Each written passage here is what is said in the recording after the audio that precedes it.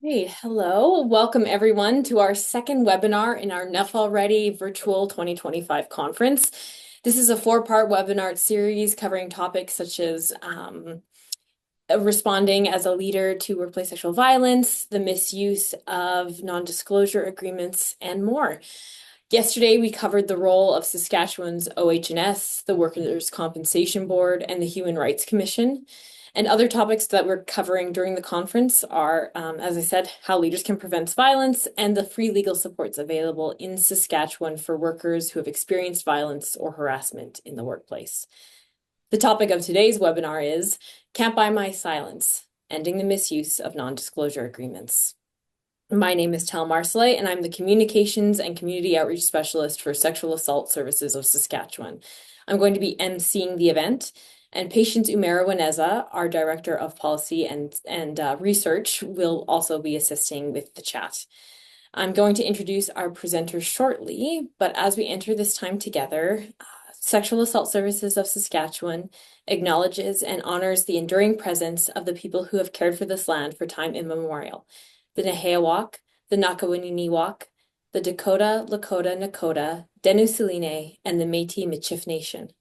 We reaffirm our commitment to serving all Saskatchewan treaty territories, including Treaties 2, 4, 5, 6, 8, and 10. Christina is joining us from the Mi'kmaq Treaty Territory, and Julie is joining us today from the unceded territory of the Caldwell First Nation. We recognize that the spirit and intent of the treaties have not been fully honored, and that our communities suffer from the legacy of colonization, including dispossession, discrimination, and systemic violence. Thus, as treaty people, we are committed to decolonizing our work, our practice, and our relationships as we confront the injustices that continue to impact people's lives today. We are dedicated to moving beyond acknowledgement by building relationships and working in partnership with Indigenous peoples in the spirit of truth, reconciliation, humility, respect, and reciprocity. I'm now going to introduce our Enough Already program before I let our presenters take the floor. Enough Already is a program offered by Sexual Assault Services of Saskatchewan. It seeks to prevent and address sexual harassment in the Saskatchewan workplace. We're committed to working with governments, businesses, industry associations, unions, community organizations to make workplaces across Saskatchewan safe for everyone. Sexual Assault Services of Saskatchewan is a provincial nonprofit organization that works collectively with frontline agencies, community partners, and governments that provide support and advocacy for those affected by sexual violence in Saskatchewan. We support our 13-member agencies and our partners across the province through advocacy, education, policy development, and research. This virtual conference is part of our Sexual Violence Prevention Month offerings. You can learn more about Sexual Violence Prevention Month at www.sassk.ca/SVPM, and I'll put that in the chat in just a moment. We're able to offer this conference at no cost to participants thanks to our generous funders. The Law Foundation of Saskatchewan is the Enough Already program funder, and SIGA, Service Hospitality, Sleek Signs, Saskatchewan Union of Nurses, and SGI Canada are our Sexual Violence Prevention Month sponsors. Thank you for your generosity. We couldn't do this without you. I also want to take some time to acknowledge that today's topic may bring up difficult memories, emotions, and thoughts, and I encourage you to take the space that you need and care for yourself. Please take breaks as you need, and if you're looking for support, I'm going to be putting into chat links to support resources throughout Canada and Saskatchewan. It's now time for me to introduce our presenters and Can't Buy My Silence. So Can't Buy My Silence is an international campaign that was launched in September 2021 to end the misuse of non-disclosure agreements, or NDAs. Their goal is to make legislative and regulatory changes that will render NDAs unenforceable for anything other than their original purpose, protecting trade secrets. Our first presenter is Professor Julie Macfarlane. She is a Canadian law professor and a member of the Order of Canada who has won many awards for her work in advocating for access to justice. In 2016, in her personal negotiations with the Anglican Church, she persuaded the church and their insurer to end the default practice of forcing NDAs on victims of clerical abuse. Later that year, she discovered that a colleague who was terminated following an investigation for harassment and other misconduct was protected by an NDA that had been negotiated before his departure from the University of Windsor, and that he'd been able to move to another law school who knew nothing of his history. The university continued to hide the facts in the NDA, enabling the perpetrator to successfully sue her for defamation. Christina Fifield, Master of Social Work, registered social worker. She's a trauma therapist committed to justice suing in her practice. She participated in the Nova Scotia public inquiry into the April 2020 mass casualty events and currently holds the gender-based violence and advocacy seat on the Progress Monitoring Committee, which oversees implementation of the Turning the Tide Together report. Christina also works with survivors and the Count by My Silence campaign to end the misuse of non-disclosure agreements in cases of sexual violence and other rights violations, and serves on the advisory committee for LEAF's Accountability Project. Christina and Julie, thank you so much for being here with us, and take it away. Thank you very much indeed. It's great to be here. This is what we were thinking of doing. We've obviously, thank you very much, Tal, had a little introduction to the campaign. I'm going to do something that we somewhat facetiously call Law 101, because if you've ever been told by lawyers that this is, oh, way too complicated, you can't understand this, well, that is BS, and we're going to explain it to you as it is. It's not all that complicated, really. Christina is going to talk about her work with victims and the impacts that she sees NDAs having on people. And then we're going to end with some ideas for how you might want to get involved and help us advocate for restrictions on NDAs. Let me just say a quick word about questions. We are going to try to get this done by 1:45. To take a whole slew of questions, but we always say, Christina and I, if there's something that you hear as we're talking that you have an immediate question about, you want to ask, please put it in the chat. We're very grateful to Tal, who's going to monitor the chat for us if one of us is presenting or whatever. But please feel that you can ask questions as we go along if that's important. And I just want to underscore what Tal said in introduction. This is a very, very painful topic for a lot of people. So please take care of yourselves, and please know that we understand that this is going to cause you discomfort and pain if you've been through this experience or know somebody who has done. So these are our campaign goals. We're very focused on legislation in some form or fashion. There are lots of different ways to do this, but we also have a whole system of voluntary pledges, which I realize we didn't spell right. We have used this as a way of getting support, short of actually getting legislation to put pressure on government. So we currently have a university pledge that some universities have taken to agree they will not use NDAs any longer. We have a faith pledge, which is beginning with Christian churches and communities, but we are hoping to expand as well to other faiths. And in the UK, Zelda has a business pledge, which quite a few organizations have signed. And we also just want to build awareness in the public, because part of the problem with an NDA is that if you signed one, you can't say you've signed one without the fear of the consequences of a breach. And so there's a lot of people who feel incredibly isolated out there. And we are trying to find a way that people can share their stories safely and anonymously on our platform, on the website, and generally build awareness of the issue.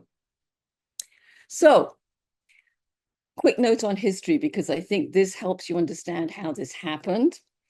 The whole point of an NDA in the first place was to protect information that hadn't yet been protected in a patent, in a trademark, in a copyright application, because those all take time. And in the 1970s in Silicon Valley, there was such an explosion of innovation in tech, all kinds of new platforms, new technologies, new software, all of which, of course, was very valuable to the companies that developed it. And they wanted to ensure that in that kind of lapse period between development and protection, which could be a year or two if it was a patent, that their information would still be protected. So they did it through using a contract in which people who left agreed they would not share information that was, commercial and proprietary. But now what's happened is that we've moved from trade secrets to what an advocate in the US has very eloquently entitled trauma secrets, because now these contractual agreements to not say anything have been taken far, far beyond that proprietary information, or even client confidentiality, which of course is sometimes important in some occupations. It's now about hiding misconduct and anything that would cause embarrassment to the organization if it was to be made public. And we also know that this is incredibly prevalent. We estimate, and many lawyers will agree with this estimate, that they are in 95% of civil settlement agreements, because this is also agreements in the civil courts around sexual violence issues, sexual harassment and abuse. That was the context in which I was asked originally to sign one, and workplace complaints. So it's going on, in both the civil legal area and in the workplace. And it's also happening in human rights tribunals all over the country. They are using template NDAs as part of their suggested terms of agreement. And we've been trying to get them to talk to us about this. Let me move this on. So it's a contractual agreement, which means it might be just one clause. Usually it's just one clause in the agreement that the parties agree not to disclose information that is designated as confidential. And of course, that means anything could be designated as confidential. And in NDAs, it is everything that has happened, the experience, any kind of outcome that's reached, the terms of the settlement, and even the fact of the settlement itself. Now, these aren't marked in a handy way, non-disclosure agreement. Nobody uses that expression any longer in agreements because it's toxic. And I'm very happy that it's now toxic, and we want to make it even more toxic. It's usually the words to look out for are confidential or confidentiality. That will usually give you a clue. If you've signed an NDA, and this was, the feature that the companies back in the 70s really wanted, because there was no other way they could get it, your obligation lasts forever. So these literally are for the whole of people's lives. I've actually even seen an NDA that claimed to bind somebody's successors, which is probably not legally enforceable, but nonetheless, whoa. And breach of this contract, because, when you have a contract, if one side breaks the terms, and if the term says everything's got to be kept confidential and somebody speaks about it, they are then in breach, technically. And that means that you will be asked to pay back the compensation that you received for whatever it was that happened to you in the first place, the harassment, the discrimination, whatever that was, an assault, and often also penalties.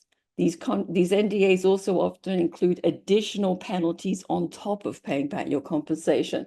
A very common one that I've seen hundreds of times now is $500 for every time somebody posts on social media, in addition to paying back the compensation. Now I can see we've got some questions. Do you need us to answer any of these questions at the moment? Sal, I know you're keeping an eye on them. I think we're good for now. Thank you. Okay, thanks very much, Sal. Okay, let's keep going. So this is just some examples for you. And I mean, I know I'm going through this pretty fast, but we've got limited time.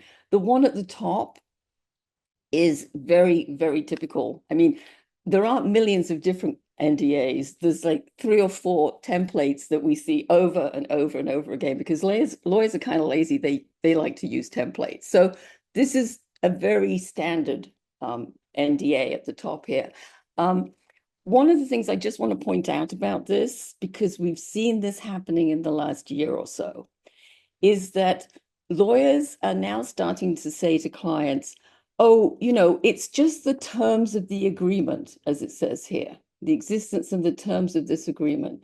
So, of course you can talk about your experience, but just wait a second and think about that. Because in reality, how can you talk about your experience and then when somebody says, well, what happened? You can't tell them anything. So, it's a really disingenuous way to do this, to say, oh, there's experience over here and there's the settlement over here, because for any survivor, and I know this from my own experience, those two things are linked. So I would just make you alert to the fact that this is increasingly, we're hearing this being told people all the time. And then the second example here is a non-disparagement clause, which is slightly different in an important way from an NDA. I sometimes call non-disparagement clauses the evil cousins of NDAs because they're similar in some ways, they're almost even worse. And this is a standard non-disparagement clause. You shan't make an adverse or derogatory comment about the employer or anything that might bring the employer into disrepute. And what's important about this is not an objective standard. This isn't like saying, if you say something untrue, I will sue you for defamation, right? This is anything that in the opinion, subjectively, of the employer might reflect badly on the organization, and they're allowed to make, this is a contract, they make that determination, then you can be seen as being in breach of the non-disparagement clause. So it's incredibly wide-ranging, and really it constricts any kind of talking about the employer at all, which is, of course, what is the intention. It'll just intimidate. And I just want to just reinforce that point. I said, Tal said when she introduced me that I worked in access to justice for many, many years. And I think this might be the best example I've ever seen of an access to justice issue which works because it intimidates people. It puts fear into people. There's a lot of debate in legal areas about how enforceable these really are, because they're also vague and broad and subjective. And you might know that in the US, we're grateful to Donald Trump for writing such appalling NDAs that a number of those have now been overturned by the courts as unenforceable for those reasons. We're actively working on a test case, finding a test case in Canada, but we don't yet have anything that says they're illegal. How they're used, 4 places. What we call preemptive NDAs are in your contract of employment. And of course, a lot of people wouldn't read all of that. It might be a big, thick pack, and you're so excited that you're going to get this new job, you're not going to read every sentence, maybe until later, which is what often happens. Totally understandable. People are being told that if something bad happens to them in the workplace that they're joining in the future, they are already banned through an NDA from making any kind of complaint. So it's a pretty wild idea when you think about it. The US has actually just legislated federally to make sexual harassment NDAs in pre-hiring contracts or in contracts of employment illegal. But we still have them here in Canada. We see them at the end of the employment process in letters of severance where there's no dispute. People are leaving. Sometimes they're retiring. And then there's a non-disparagement clause in an NDA in there. In other words, if you wanted to make a complaint after you left or say anything negative after you left, you can't do that either. So they've kind of got the whole thing covered, right?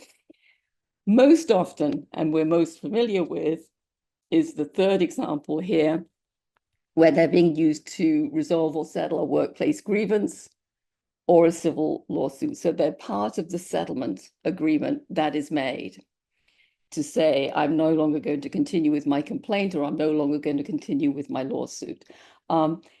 It's very important, and this is something that's difficult, I think, for people always to see distinguish, that this isn't confused with a release. A release says, I agree no longer to pursue my complaint. And I think that when people as victims, as complainants, sign those agreements, that's really hard. It feels like there's no acknowledgement because there isn't.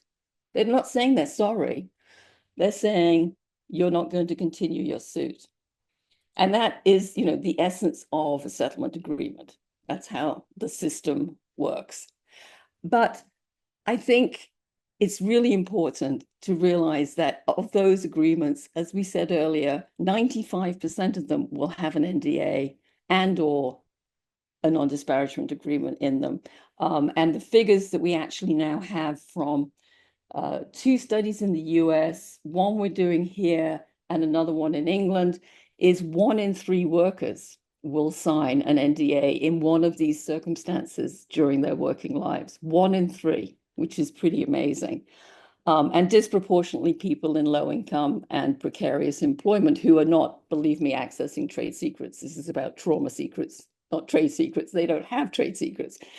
And the fourth place where NDAs are being used is at the beginning of an investigation or a mediation process. And we used to have terms, because I was an employment mediator for 25 years, that said anything that's said in mediation for the duration of mediation will be confidential for the duration of mediation, in order to try to give people a sense of comfort that they could be open. And it's not admissible in a future trial. So if somebody says to you in a mediation, oh, I'm really sorry, that was all my fault, you can't repeat that in a trial. And the idea is to try to make people feel safe about having a confidential conversation. Similarly with an investigation, just for the period. That's not what's happening any longer. These have now become NDAs that are permanent. So totally illogically, you're saying at the beginning of an investigation or a mediation, when you have no idea what's going to happen yet, oh, I agree never to speak about this ever again. I mean, obviously, that makes absolutely no sense at all. So just be aware of that fourth place. They're being used in cases of sexual violence and misconduct, harassment, bullying, enormous amount of use in racism. This has been one of the things I've learned since I started this work, just how often they're used to cover up racism and anti-Indigenous racism. All kinds of forms of discrimination, very, very high numbers for pregnancy and maternity. Because you see, if you put something in an NDA, you can take away people's statutory rights, even if you have a right to pregnancy leave, let's say. If it's in an NDA, you've just signed your right away and they've made you agree to it. And you can't talk about it because it's hidden. So, perfect scenario for ripping people off their statutory rights. We also see a lot of people with disabilities of various kinds who haven't been accommodated in the workplace, and they are dismissed, and that we would see as disabilities discrimination, again, with an NDA to stop them talking about the fact that the employer failed to accommodate them. 2S LGBTQ discrimination of all kinds. We're actually just trying to get a project funded in British Columbia to try to work. One of the groups we want to work with for whom it's very hard to come forward, even harder perhaps than other groups, are trans people who are also being discriminated against, and it's being covered up in NDAs. And a few other examples: medical malpractice. So you don't know that this doctor has actually been sued by this many other patients in the past, or complained about, and consumer disputes of all kinds and professional services disputes. We see more and more people being told they have to sign an NDA before they get a refund for their defective goods. And NDAs have been used to hide defective products for years and years. You may remember, some of you with long enough memories, the tainted baby formula scandal, which basically Nestle's was making formula which they were trying to sell in Africa once people got wise to it in North America and Western Europe, which was making babies sick. And what we now know is that 15 years before that was public information, there were settlements with parents whose babies had died. So the idea that this is a product on the market, but its defects are hidden in an NDA, I mean, it just kind of takes my breath away, really. So let me just quickly go through the rest of these. They're used everywhere. There's a list of every way. um, unions are also agreeing. I mean, I would say they're being complicit in many cases to this because it's been, the way we do it for years and years. And there's a lot that needs to be done at the local union level to say to your union, this is not right. You shouldn't be agreeing to an NDA. You should be standing up for me. And we can talk about that. NDAs, I'm sorry, that didn't fit very well, did it? But NDAs do not override whistleblowing, as we've already said, rights under health and safety laws, or the right to report to police. We've discovered that people are being told by the police that if they've already signed an NDA before a workplace investigation, for example, that they can't help them. This is actually exactly what happened in the Hockey Canada case. The police just sent people away because they said they'd signed an NDA. Now, that's completely incorrect. NDAs have no impact at all on any of these things. Those rights are maintained. And we've been talking with the federal ombuds, Christina and I, again, for victims of crime about this issue. And they've just put out a survey as well about this. And although the results aren't public yet, I've had a sneak confidential preview. And the number of people who said they were told to go away, they couldn't help them by the police because they'd signed an NDA is staggering. And I know that they are very concerned about this. So how widespread? I've already said 95% of settlement agreements. I think I've already said that, our data and data in the US and the UK shows 1 in 3. 93% of those people who signed report consequences for mental health. So that's where I think it's important to move over to Christina now. Let me just go through this because she's going to talk about this anyway. Sorry, it won't let me go on. Finally, there you go, Christina. Over to you.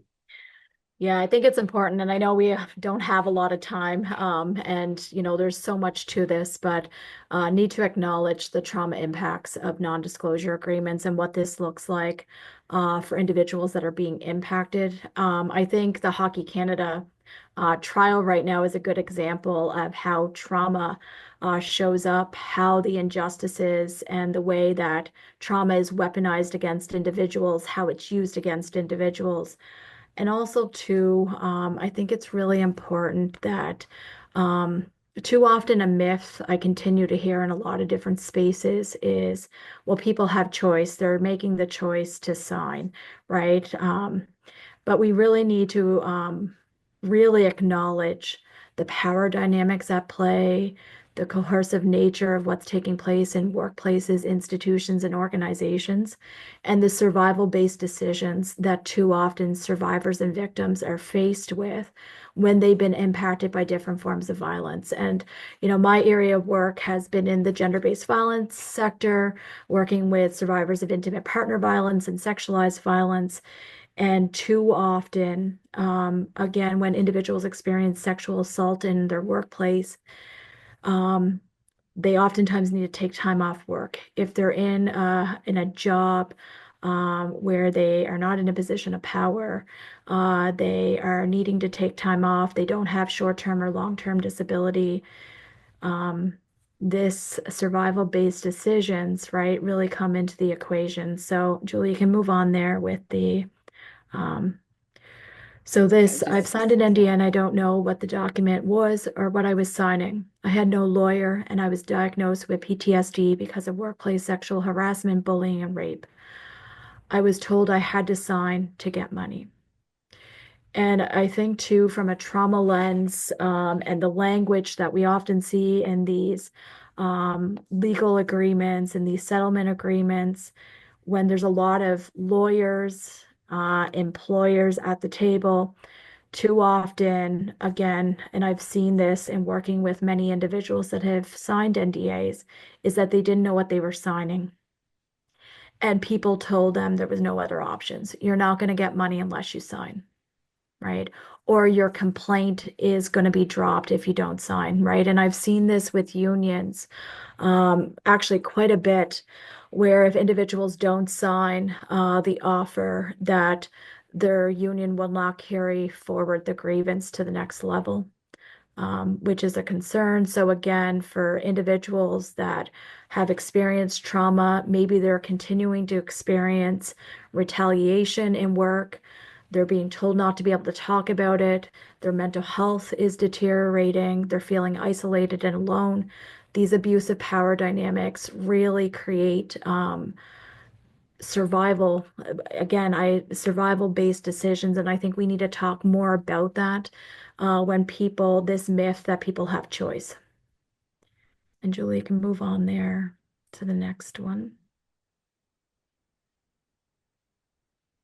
I think this diagram, and if I was doing a more fuller training, would go more into this. But for individuals that are service providers on the call, or people that are looking to learn more about how this looks, the window of tolerance diagram is really, really helpful when I'm going into arbitrations and mediations with lawyers and employers and trying to talk about what this is looking like for the person that has been impacted. This is really helpful, right?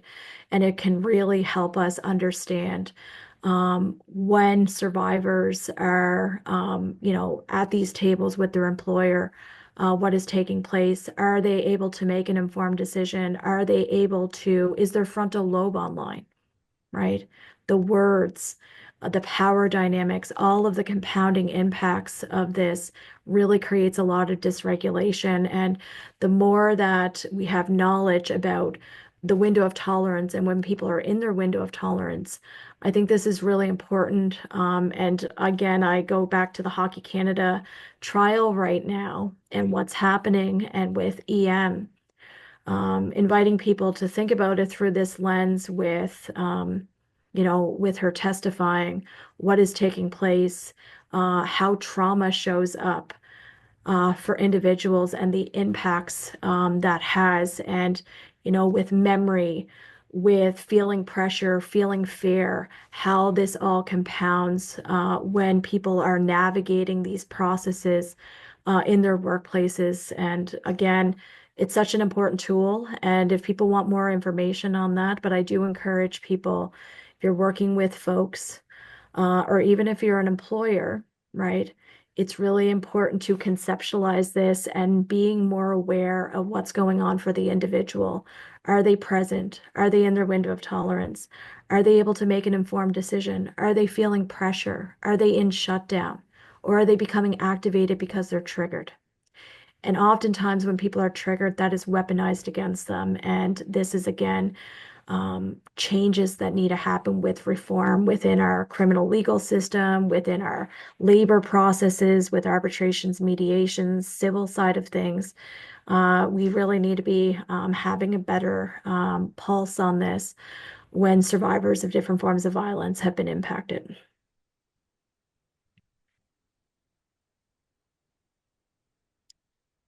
I think it's just important to name the injustices of NDAs. Again, NDAs, the abusive use of NDAs uphold colonial, patriarchal, and misogynistic systems. And we know from the work that Can't Buy My Silence does, and from working with survivors that are impacted, that marginalized individuals face higher rates of violence for many reasons, including colonialism, racism, sexism, homophobia, and transphobia. And NDAs maintain and feed into cycles of violence, both physical and psychological. And Julie has already mentioned this, but people in low income statuses, that they're being used and weaponized against individuals. And again, inviting people to be curious about the power dynamics at play, and also the continuum of violence that is created when NDAs are being used. And I think when we look at serial perpetrators where NDAs have been used, there's enough examples of that right now. And I think, there's many other examples that we do not hear about. And I can say from work in here in Nova Scotia that I do, there's a toxic environment within post-secondary education institutions where serial perpetrators are continuing to be allowed to go on perpetrating violence, where NDAs are being used to cover up that violence. And it's about protecting the institution. It's about protecting individuals in positions of power. And this is the cultural shift that's needed. So disproportional impacts. So again, women, gender diverse individuals are disproportionately impacted by NDAs. We also need to look at this through a sexual violence, sexual harassment lens, pregnancy discrimination, and failure to accommodate. A lot of people, a lot of women and gender diverse individuals are experiencing being asked to sign an NDA when failure to accommodate because of them needing accommodations in workplaces and where the employer is using retaliation with what has taken place in their situation.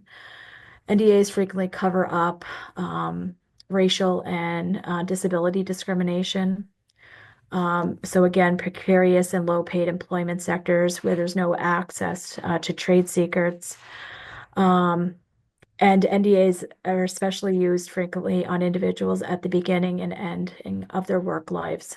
And seeing a lot of that with individuals that are aging in the workplace and how this is being weaponized against them, and how employers are abusing their power with that. It's really disheartening to see how they're being used in this way for people that have spent a lot of time committing and showing up and doing a lot of great work, and that the employers are using this tool against individuals. And trauma-informed practices, so inviting people to really be trauma-informed and working with survivors and victims.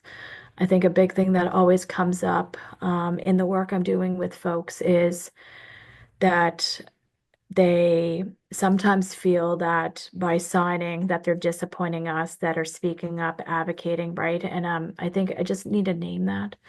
I have worked with many people that, because of, again, survival-based decisions, have signed, been able to work with folks where we have gotten to change, change language in their settlement to ensure that they can speak to a therapist, to a mental health worker, their family, spiritual advisors. It's really concerning from an ethical lens how many NDAs are being used to cover up forms of violence where individuals cannot speak to therapists, mental health workers, spiritual advisors. And there's a lot of work that needs to be done. I think regulated health professionals really need to be getting on board with advocating with this through a human rights lens.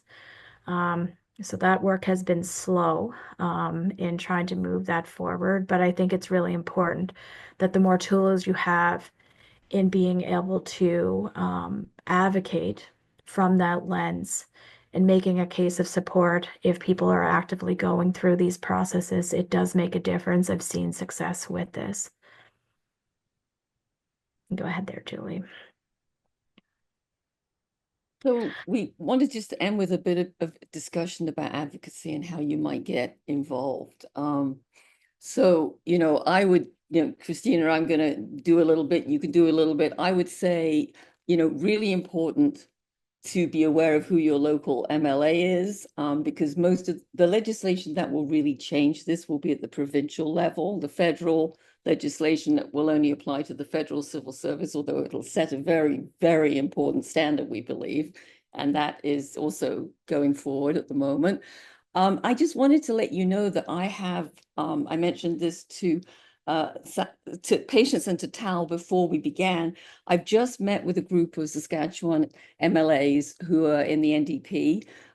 Previous to the last election, Nicole Sorora, who is the leader of the NDP, had tabled a bill which fell with off the order paper when the election happened. They now have a few more NDP MLAs, And there is a really strong commitment to doing something again, to bringing forward another piece of legislation, which I think this time might be standalone, which would probably give it much more visibility. It would be easier to get public attention for it. So, it's really important that you talk about this and, use what you hopefully learn today that might be new to you to inform other people as well. People around you, your family members, tell them there is an active campaign and there is hope. Christina, I'll pass the rest of this to you. Yeah, and I think it's really important that the more information we have, right, it's to Julie's point, the more we can do with that. If individuals are working with individuals that have been impacted, I think it's really important that when you're going into spaces and if you're going into advocacy spaces, there's a lot of myths, right? So whether you're advocating with politicians, you're dealing with employers, and maybe unions, or if you're dealing with the public at public events, there's a lot of myths out there that are not correct, right? And there's a lot of government sharing harmful messages at times around NDAs and saying they're taking, they're being trauma informed and survivor centered by not banning the misuse of non-disclosure agreements. So again, this is why knowledge is power. I can't stress that enough.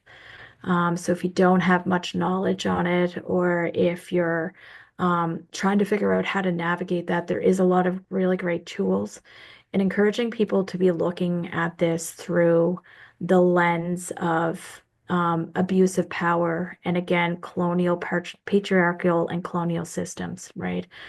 Um, and the harmful impacts of silencing.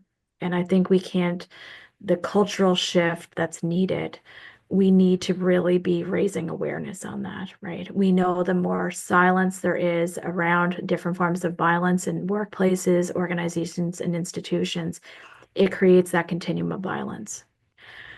So engaging colleagues, if you're in a position to have events, community spaces, bringing this in, even if it's not an event focused on NDAs, if it's a event focused on raising awareness around sexualized violence or gender-based violence or what's happening in workplaces, it's so, so important.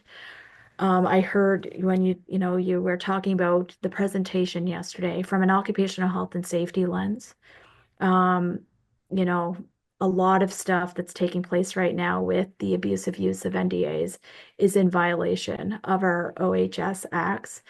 So I do think interpretation of language is so important. And it's being weaponized against a lot of survivors and victims. So again, there's lots of different ways of approaching this advocacy work. Social media and media has been a huge tool to move this forward. So if you don't have relationships with media right now, it's really important to find out who your allies are. Can't stress that enough. We need to be raising awareness on this issue. Media is a huge place where we can reach people to really dismantle some of these myths that are taking place and to bring awareness on the issue. And there's lots of other ways, but I need to name this because I think it's a huge opportunity. I come from a big union background in my previous two places of work. Collective bargaining, our unions are a really, I think, opportunity to get this in place, to get language and collective agreements.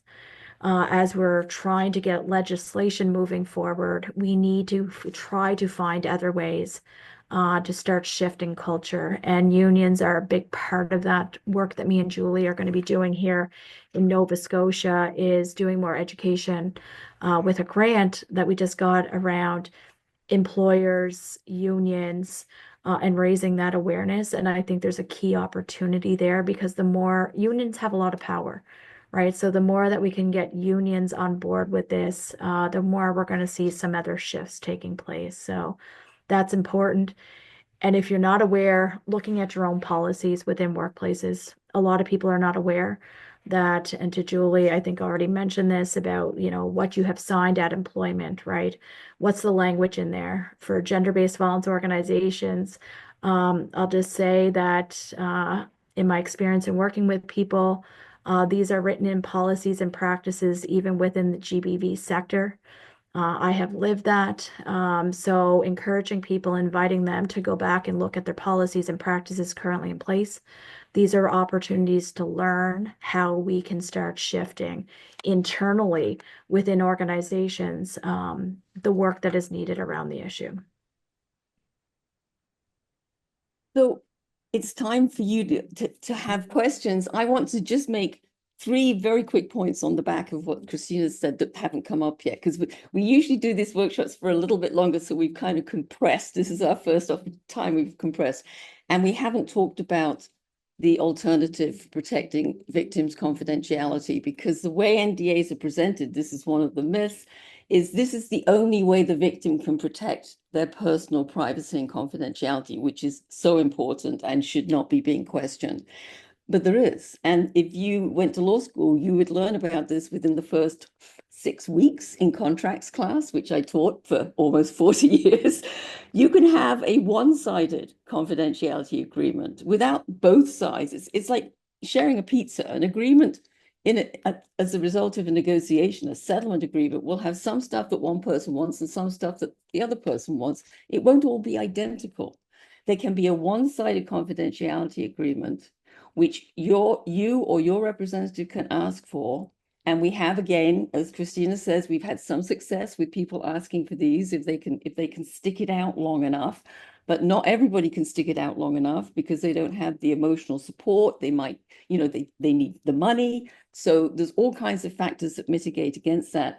But I do want the people here to know that when we are asked by people who are in the process of negotiating and they're being asked to sign an NDA, and we explain to them, you don't have to, it's not a required part of your settlement.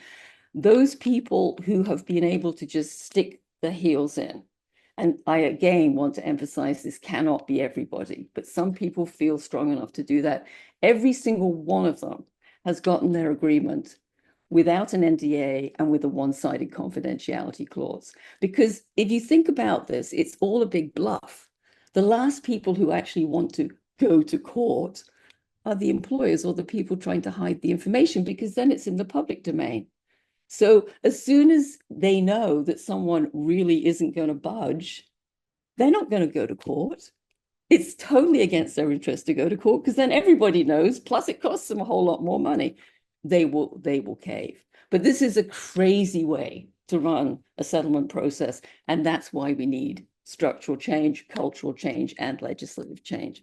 So I'm going to shut up and let's have a look at or hear from you about your questions. And these slides, by the way, if you want to have these slides, this is all open source access. So patients, I'm happy for you to share these with anybody, okay?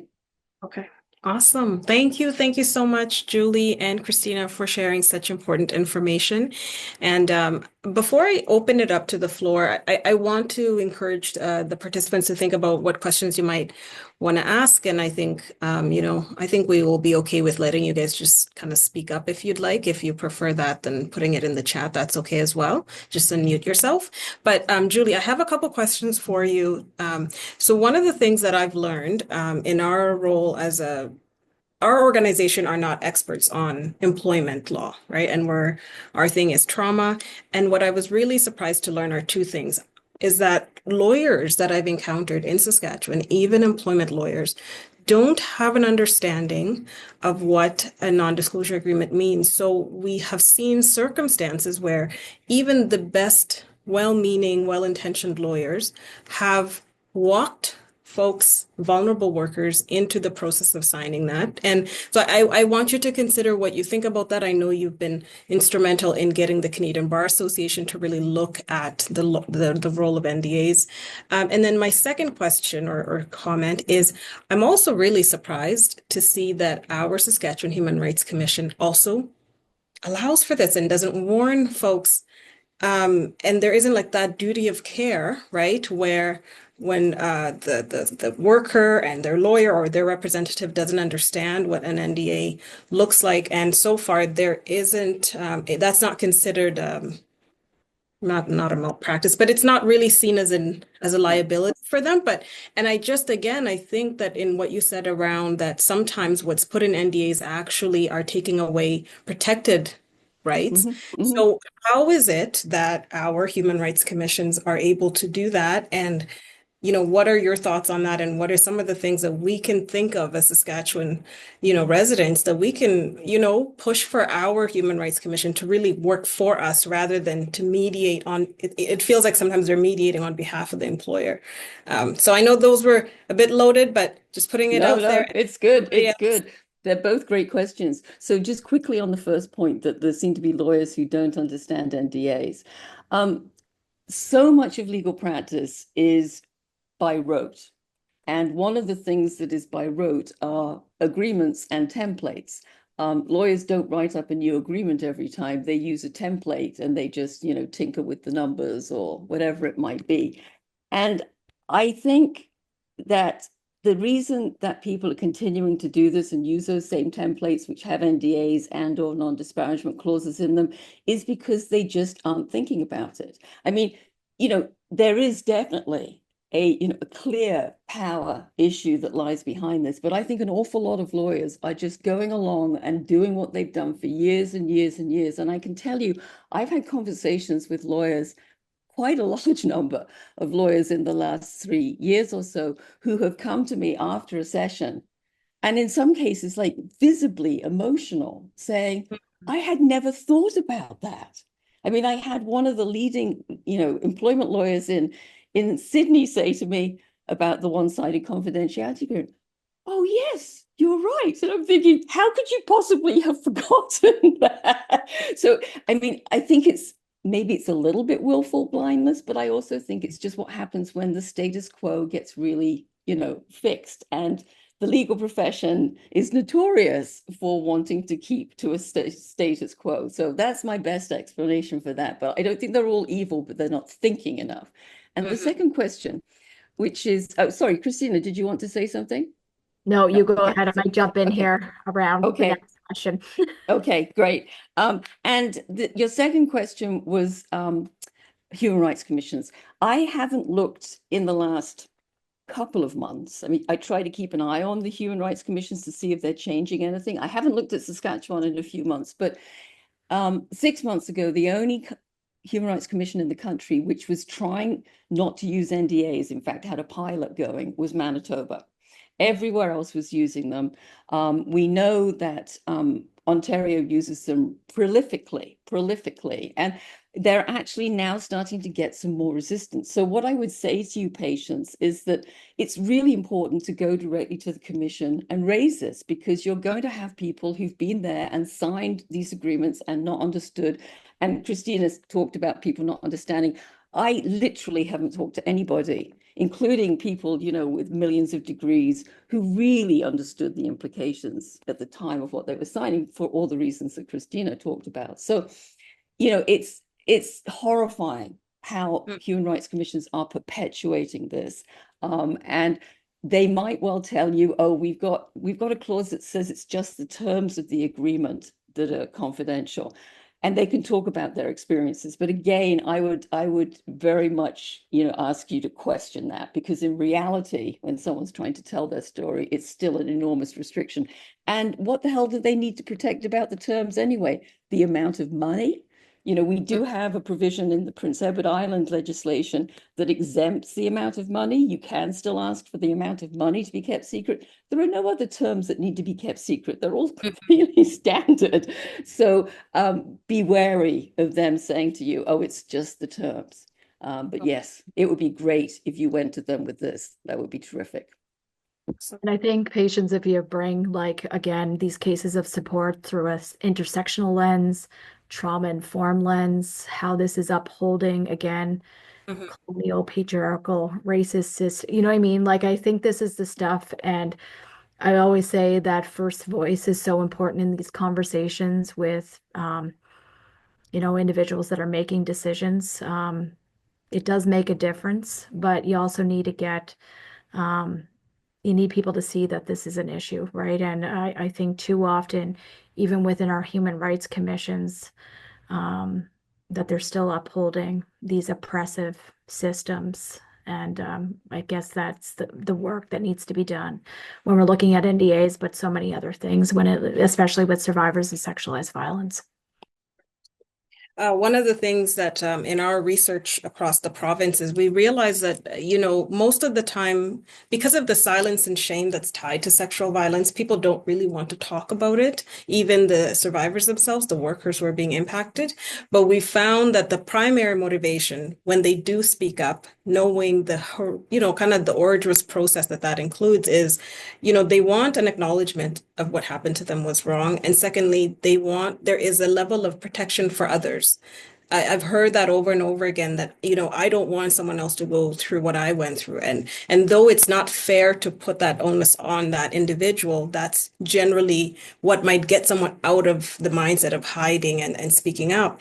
And so, it's really, to me, I've found it really troubling that then when they do speak up, from the perspective of protection for others, it's kept silent. So there's so many workplaces in our province where there has been significant issues tied to harassment and violence, and they're hidden. And there's no way that when you're looking for work, that you could check and vouch to see, is this workplace a safe workplace, or has there been history here? And I think especially a province, for our province, we have a lot of male-dominated industries and where there tends to be higher rates of harassment. I think that, there could be really a role of just being transparent and holding all workplaces to account, right? Yeah. So anyone else has any thoughts? I know there are some folks in our group, in the participant group who worked in the labor movement who have any thoughts of what you've seen. Feel free to put your question in the chat.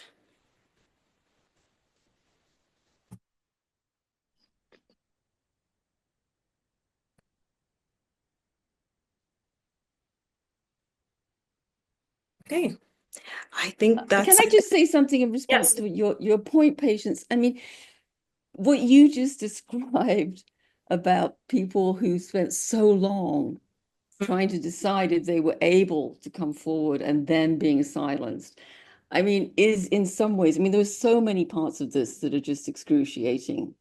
But that was exactly my experience. It took me 40 years to come forward and talk about a minister who sexually abused me when I was younger. And I did it because I was feeling so guilty because I knew he'd go on doing it. I mean, he was just getting moved around and doing it over and over and over again. And that was why I came forward.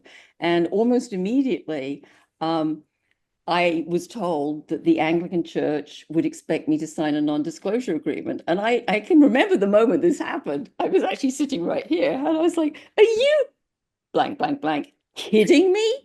I've spent 40 years getting it together to do this, and you think I'm going to now get silenced again? No way. So, I mean, that's so much exactly what's going on here. Yeah. Okay. So now, if anyone in the audience maybe is working with a worker, a client, we have a question coming in, and they would need, and they are potentially running into this issue, can they reach out to you folks for just some questions and support? Absolutely. Absolutely. I do want to say, the website has a lot of information on it now. There's a section called NDA information or NDA info, and we update it with all that we're learning from survivors and learning about new strategies and so forth.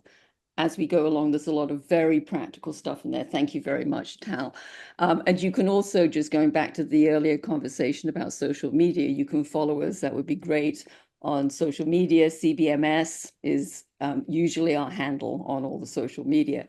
But in addition to that, yes, absolutely reach out. We have a public facing email, or you can find my email pretty easily by Googling, but we do have a public facing email. All those messages get read by one of our amazing volunteers who will then forward them to myself or Zelda, depending on where people are coming from.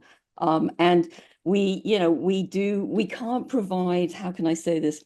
We can't provide a complete case management system here. We don't have the resources, and I'm not licensed to give legal advice. So we're going to call all of this legal information, which is basically the same thing. But I have to call it that. So, we can do a fair bit. We can also connect people with other survivors, which I think they find quite helpful sometimes. And what Christina is currently doing is setting up peer support groups as a pilot in Nova Scotia. So, there's all kinds of things that we can direct you to. Have a poodle around the website. And please come if you have questions. Yes. Okay, there's a question from Annette that says, how do we move forward with the new federal cabinet and senators to support activism and move forward the Can't Buy My Silence bill? What a great opposite question. Thank you very much. Well, yesterday, I mailed 338 letters, one to every individual federal MP. That was a lot of envelope stuffing, with a letter which we personalized by the party and a one-page information sheet. We wanted to do that because we are expecting Mary Lou McPhedran, who brought the Can't Buy Silence bill forward. We are expecting that to be retabled pretty quickly. I can't tell you when because I don't actually know, and I know Mary Lou wants to announce it, but I would imagine that will be in the next couple of weeks. So we wanted to make sure we'd already done something with the Commons, because in another couple of weeks, we'll be pivoting to trying to give the same information and engage members of the Senate. We do have a few allies there, but again, please, tell your senator, and you're quite right, the bill's called Can't Buy Silence. It would apply to the federal government who use NDAs on their own workers, and of course also support financially organizations like Hockey Canada and the CBC, who are prolific users of NDAs. So this is, partly symbolic. It's not as big as it would be if it was every worker in every province, but it is a sizable chunk of individuals, and it's also, I think, very symbolic. So, please, whatever you could do to, push that, we are expecting it, as I say, in the next couple of weeks. Oh, Wanda, go ahead.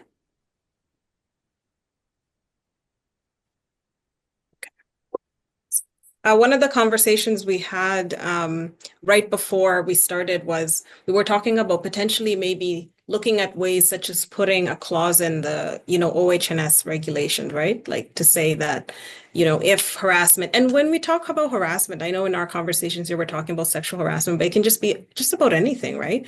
Any harassment that happens in the workplace that you then are not allowed, that the employer can't then force you to sign something. So we're going to have to keep looking at different ways we can sort of get this information in. I have another question from the audience. Can I just make one point, Patience? I didn't make it earlier. I think that would be a great way to do it, although it is currently, already settled law that you can't override health and safety. But as we've said, people don't know that.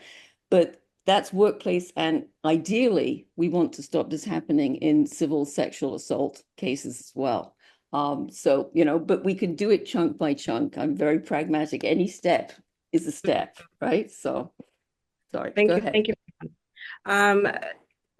The question is, if there's a miscarriage of justice, what happens if you speak up in situations where the individual comes back at you?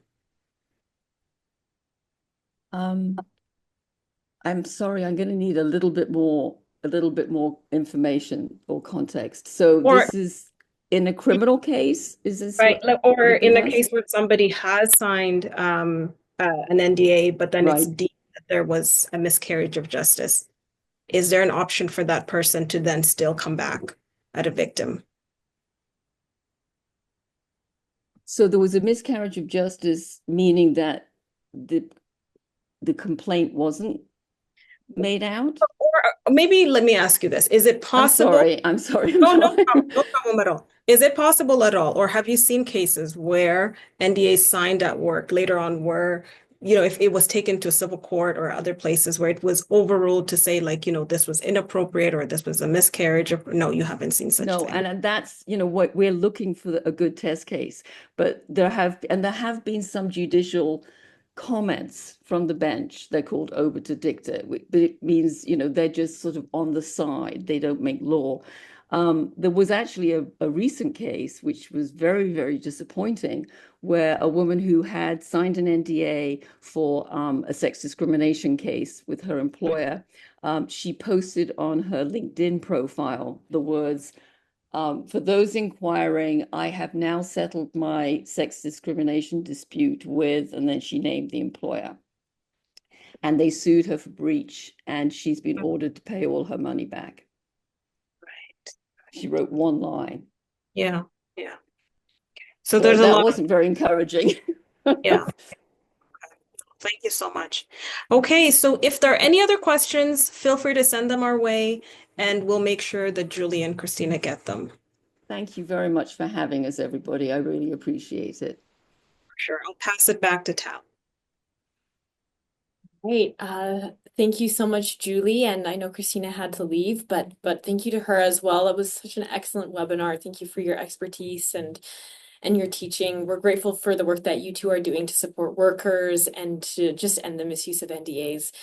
I also want to thank everyone who attended today for your engagement and for your support of worker safety across the province. In the chat, I've put links to Can't Buy My Silence, to Julie's webpage, as well as to Sexual Assault Services of Saskatchewan. I've put in our support resources there as well.